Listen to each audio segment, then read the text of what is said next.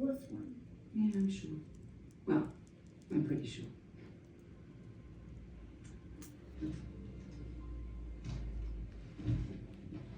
I'm sorry he couldn't stay. Your father, well, he's having a bit of a hard time of it. Then he should have come and spent the weekend with us. We would have made him feel better. It's not always that simple. He won't come back to us, though. I know it. Boarding school starts soon. There's not a lot of time left.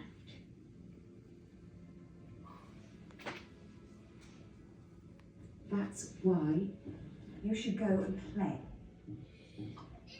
Play? Yes. Dirty, mucky play. I expect you to come back filthy. Yes, I'm going to play better and harder than any child has ever played before. Or, have fun. Right, fun. How exactly do I do that? Go explore. I'm sure your father found loads of things to play with around here when he was your age. I don't feel much like poo